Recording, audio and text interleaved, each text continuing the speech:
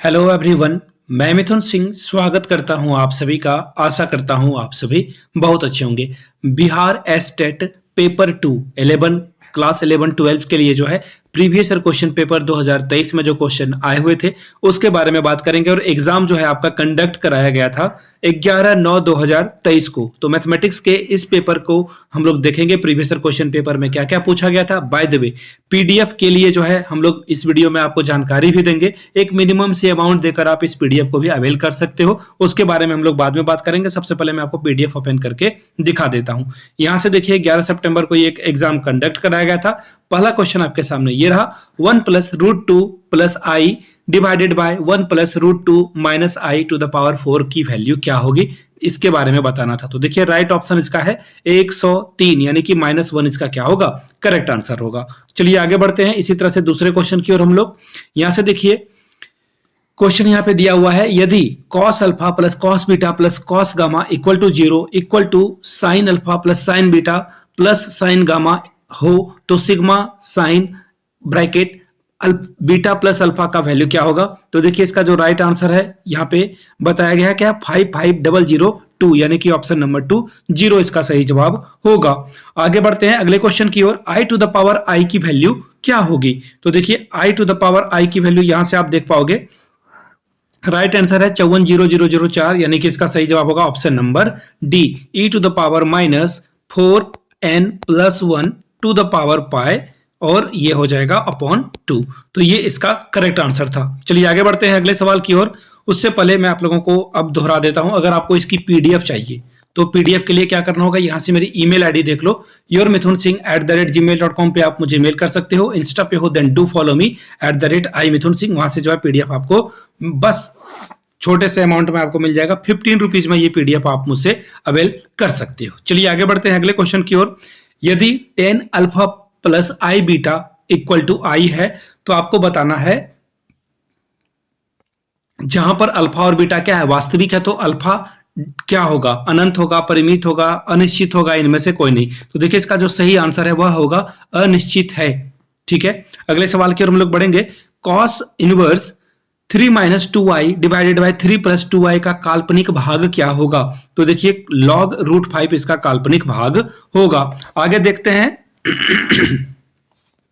cos π/3 + half cos 2π/3 + 1/3 cos 3π divided by 3 infinity तक। तो इसका आंसर क्या होगा, तो इसका आंसर 0 होगा। यहां आंसर भी आपके सामने दे रखा है। इसी तरह से अगले क्वेश्चन की ओर अगर आप बढ़ोगे तो देखिए क्या पूछा गया है, 3x + 5y = 1008 के धनात्मक पूर्णांक हलों की संख्या क्या होगी। तो देखिए इसका सही जवाब हो जाएगा 67। 2 टू द पावर 70 और 3 टू द पावर 70 किसके द्वारा विभाजित होगा। तो देखिए 14 के द्वारा जो है विभाजित हो जाएगा। आगे बढ़ेंगे अगले सवाल की ओर। यदि 222 यानी कि 2222 के ऊपर अगर पावर है 5555, ठीक है, तो अगर इसे 7 से डिवाइड किया जाए तो शेषफल क्या होगा। तो देखिए शेषफल क्या हो जाएगा, 5 हो जाएगा। मैं सिर्फ आपको क्वेश्चन और आंसर बता रहा हूं, आप देख पाओ कि क्वेश्चन का पैटर्न क्या था। जिनको पेपर नहीं खरीदना हो यहां से पेपर देख सकते हैं। 25 पे पावर 63 है और 63 पे पावर 25 है। ठीक है, अब 63 पे पावर 25 है। अब आपको पूछा गया है कि अंतिम 3 अंक के जो डिजिट होंगे वो क्या होंगे। तो देखिए इसका सही जवाब हो जाएगा 375, इसके आखिरी में जो 3 डिजिट हैं वो इसका सही जवाब हो जाएगा, यानी कि ऑप्शन डी इसका सही जवाब था। आगे बढ़ते हैं। यदि n पे पावर 7 - n को 42 से विभाजित किया जाता है तो शेषफल क्या होगा। तो देखिए इनमें से कोई नहीं इसका सही जवाब होता है। इसी तरह से देखिए क्वेश्चन नंबर 12 की ओर अगर हम लोग बढ़ेंगे।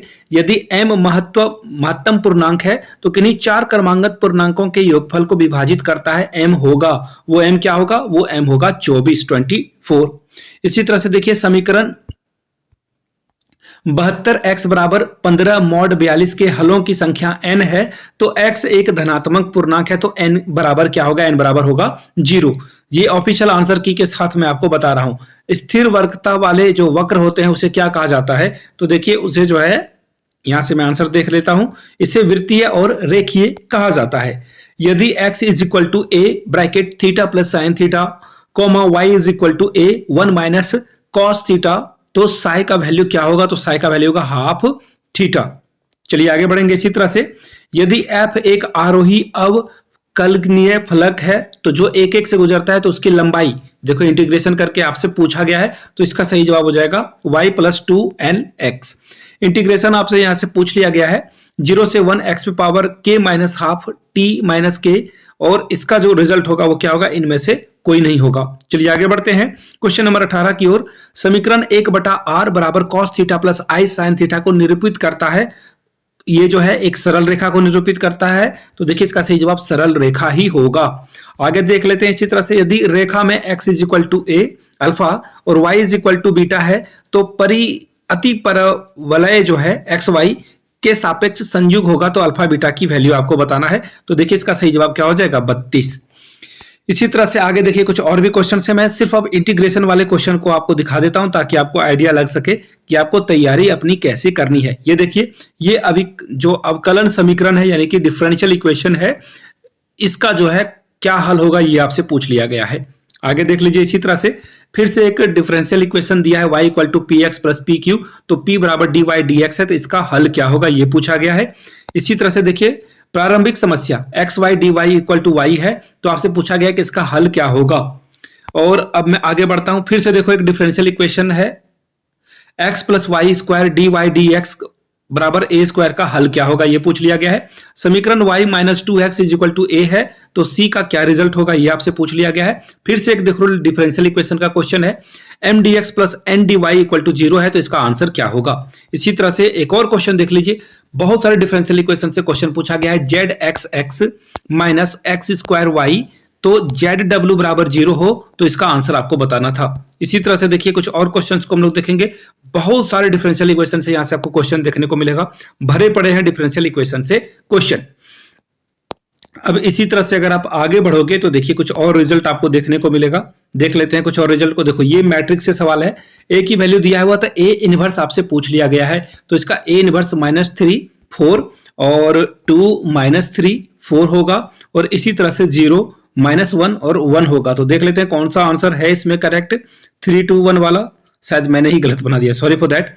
देखिए इसका जो सही जवाब हो जाएगा वो हो जाएगा ऑप्शन नंबर ये हो जाएगा सी के साथ आपको जाना था। इसी तरह से कुछ और क्वेश्चन हैं यहाँ पे, देखिए मैट्रिक्स के कुछ क्वेश्चन है, इंटीग्रेशन के क्वेश्चन अब यहां से आपको दिखेंगे। Half C 1/x D Y D X है। इसी तरह से ये भी क्वेश्चन है, क्षेत्रफल वाला ये क्वेश्चन है, एरिया बाउंडेड का ये सवाल है।